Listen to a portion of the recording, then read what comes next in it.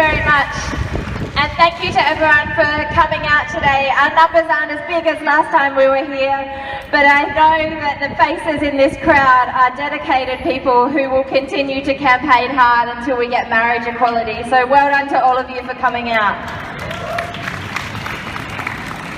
I'd like to thank Uncle Ken for, as always, his welcome and for his sense of solidarity and linking what is the struggle for justice, for treatment of equality and human rights within our community, across communities, from the first Australians to the most newest arrivals, and to all of us here that are campaigning for the equal treatment under the law for people who want to get married no matter what their sexuality, gender or gender identity.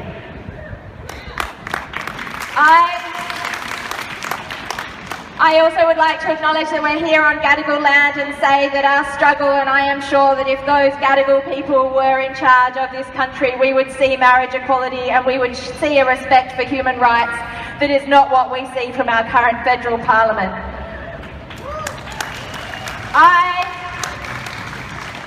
I've said it before and I'll say it again, we don't need to be here. We are here because of a completely evil, divisive agenda of what was then the Howard government, seeking to divide our community, to entrench discrimination in our law as a result of changes to the Marriage Act back in 2004. That was a despicable act by our federal parliament, and there is only one way that we can go back and fix that wrong. And that is to see the federal parliament and our elected federal parliamentarians once again stand up and say, we were mistaken, this was wrong, and now we will right our wrong by allowing marriage equality in our federal law. That is what we need to see happen, and that is what we should be demanding soon, now, with no excuses and no delays.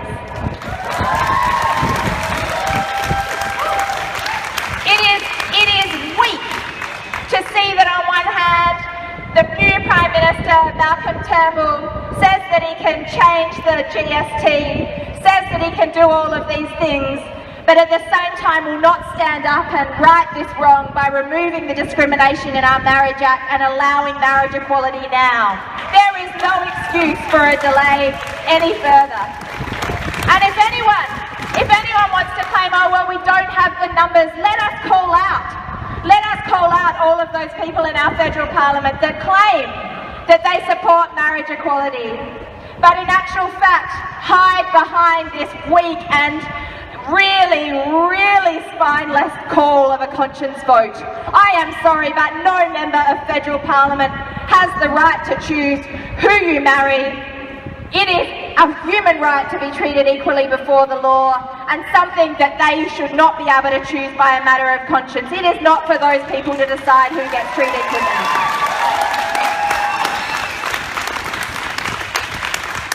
People have raised serious concerns about a plebiscite to decide about marriage equality.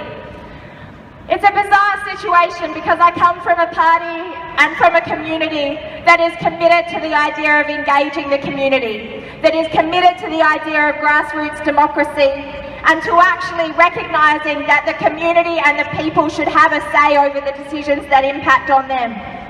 But at the same time, as a woman who looks like I do, as someone who has campaigned for many years on minority rights, on refugee rights, I think that when it comes to issues of equality, when it comes to issues of being treated with respect and dignity under the law, that these are actually the responsibilities of our parliamentarians to make these laws, to ensure that our laws do not discriminate against people.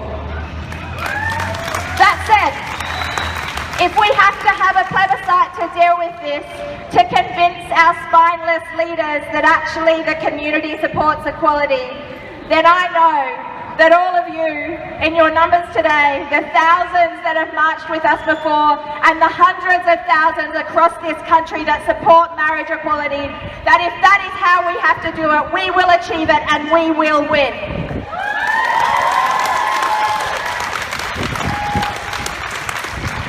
I'll leave you with this. Every time we come out and do this, I look around the crowd crowd, and I'm sure that I spot young people in this crowd that maybe this is their first rally that they've come to like this. Maybe they are young people that are still working out where they fit on the sexuality, gender identity spectrum.